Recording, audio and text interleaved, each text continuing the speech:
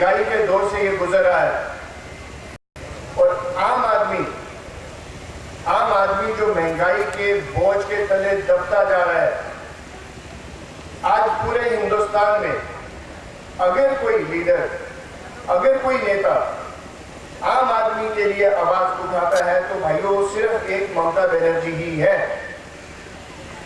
आज भी ये हाल ही में हुए जो 2-3 दिन पहले ये डीजल का रेट बढ़ा या इसके कुकिंग गैस जो हम घर में चूल्हा जलाने के लिए गैस का इस्तेमाल करते हैं उसके मूल्य में बढ़ोतरी हुई, इसको लेके भी अगर आप आए तो पूरे हिंदुस्तान में सबसे ज्यादा प्रतिरोध, सबसे ज्यादा इस चीज की जो ऑपोजिशन की जा रही है वो सिर्फ ममता बनर्जी ही कर रही है। माँ को, औरत को माँ का दर्जा दिया सिर्फ इसी पार्टी में, सिर्फ इसी नेता ने, और किसी पार्टी में औरत को ये दर्जा नहीं मिला। माटी किसान के लिए है। किसान का दर्द समझने वाली एक ही नेता है ममता बनर्जी। और माँ, माटी, मानुष, ये हमारा नारा है।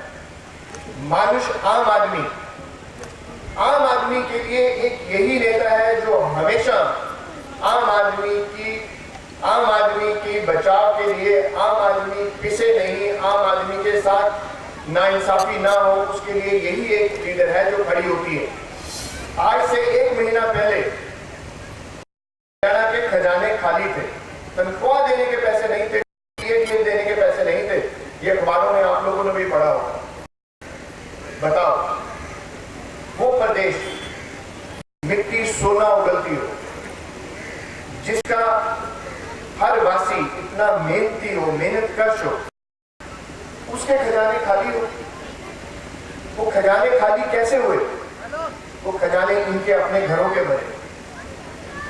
और भाइयों गुमराह मत होना, ये बाकी के जो लीडर है अपने आप का चौटाला साहब की बात करें, वो परिवर्तन रैली का नाम लेके बात करते हैं कि परिवर्तन, वो किस चीज के परिवर्तन की बात करते हैं? वो परिवर्तन सिर्फ कुर्सी का चाहते हैं, कोई दूसरा परिवर्तन उनके दिमाग में नहीं है, ना उनके दिमाग में, ना उनकी सोच में, ना उनकी क्षमता में। उनका राज याद करके देख लो। किसानों का भला कहने वाले वो कंडेला कांड आज तक आप लोग भूले नहीं होंगे, जब गोलियां चली थी किसानों को, उन्होंने भी गोलियां चलाई। अभी रेवाड़ी में भूपेंद्र सिंह हुड्डा ने भी गोलियां चलवाई। तो इन दोनों में कोई अंतर नहीं है भाइयों। ये मिली जुली एक सांठगांठ है और वो परिवर्तन का नाम ले रहे हैं कि परिवर्तन होगा, ये कुर्सी से उतरेंगे, मैं कुर्सी पे बैठ जाऊंगा। ऐसे ही परिवर्तन की आशा है उनको। तो आप लोगों को मेरा ये मानना है कि आज तक शायद विकल्प नहीं था। आज तृणमूल कांग्रेस के नाम पर, ममता बनर्जी के नाम पर आपके पास एक विकल्प है, एक नई सोच है, एक नई धारणा है। हमें इस प्रदेश को वो बनाना है जिसकी इस प्रदेश में क्षमता है।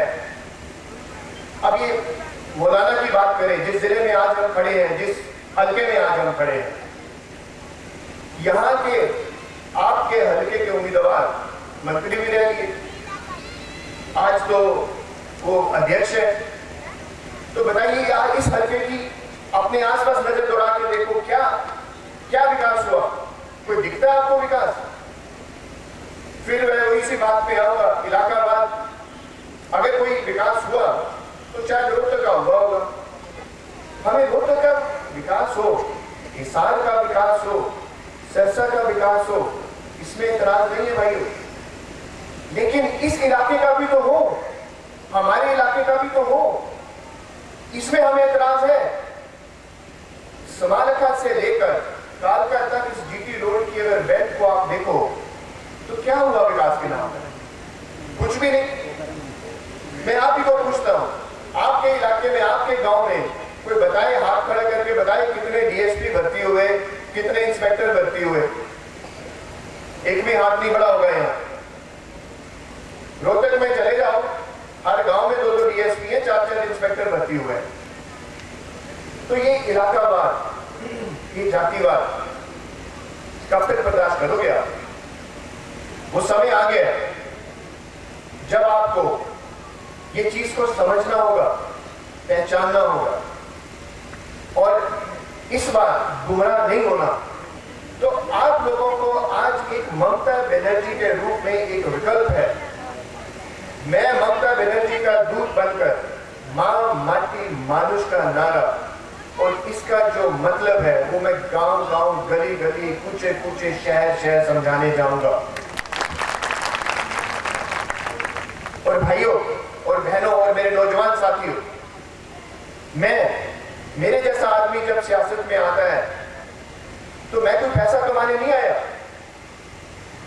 मेरे पास भगवान का दिया हुआ उतना कुछ है जितना कि कोई भी आदमी मुख्यमंत्री बनने के बाद सपना भी ले सकता है। लेकिन मैं तो महलों में पैदा नहीं हुआ, मैं भी गांव में पैदा हुआ। मेरे पास, मैं उन स्कूलों में पढ़ा हूं जिस स्कूल में बेंच नहीं थे, टाट एक बोरी बिछा के हम उस पर बैठ के पढ़ते थे। बरसात होती थी तो छुट्टी हो जाती थी। मैं भी उसी स्कूल में पढ़ा हूं।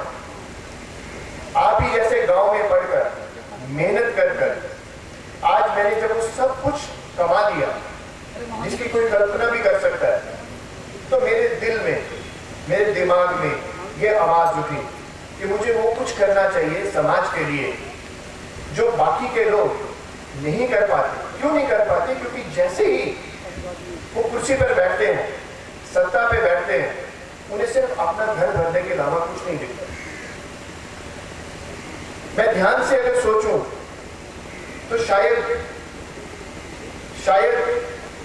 समझ सकता हूं, क्योंकि उनके पास जब वो सारी चीजें उपलब्ध नहीं है तो उसका एक मन में, एक दिल में, एक दिमाग में एक लालसा होती है। आपके इस भाई के पास वो भगवान का दिया सब कुछ है। मुझे अगर पैसा ही कमाना है तो मैं व्यापार जगत में इज्जत से कमा रहा हूं, वहीं कमाऊंगा। राजनीति में, सियासत में अगर कोई पैसा कमाएगा तो बेईमानी से ही कमाएगा ना। इज्जत से तो नहीं कमा सकते, ईमानदारी से तो नहीं कमा सकते। तो मुझे बेईमानी का दाग लगाने की क्या जरूरत है? तो मैं आपको ये समझाना चाह रहा हूं कि ममता बनर्जी की जो मां माटी मानुष की एक जो नारा है, जो एक पॉलिसी है, आज वो समय है। कल हम चंडीगढ़ में एक बहुत बड़ा प्रदर्शन कर रहे हैं इसके खिलाफ। ये जो, और मैं ये आप सबको रिक्वेस्ट करूंगा, निमंत्रण दूंगा कि आप लोग वहां आए और उस प्रदर्शन में मेरा साथ दें। हम वहां ये इसके विरोध में, अब आपके राज्य के मुख्यमंत्री और हमारे राज्य के मुख्यमंत्री हुड्डा साहब तो इसका समर्थन कर रहे हैं। डीजल के प्राइस की, आप सोचो, डीजल के प्राइस की जो बढ़ोतरी हुई, इसमें आम आदमी कहां तक पिसेगा? आज भी जो किसान है, मैं भी किसान का बेटा हूं, मेरी भी अपनी जमीनें हैं।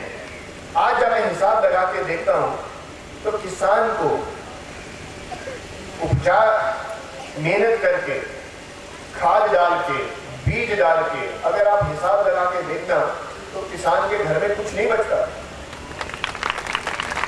ऊपर से ये डीजल की कीमतें और बढ़ गई। अब इससे और क्या होगा? इससे किसान पहले ही पूरे हिंदुस्तान में पिछले 10 साल में 10 लाख किसान आत्महत्या कर चुके हैं। क्यों? इसी वजह से। लेकिन कोई उनकी सुनवाई नहीं, और अपने आप को किसानों का हमदर्द कहने वाले आपको आके फिर दो बातें बोलते हैं, जातिवाद का नारा देते हैं, जाति के बारे में कहते हैं। आप लोग और बहुत से लोग फिर गुमराह हो जाते हैं, और यही कारण है कि ऐसे लोग आके सत्ता में बैठ जाते हैं और फिर आपको लूटते हैं।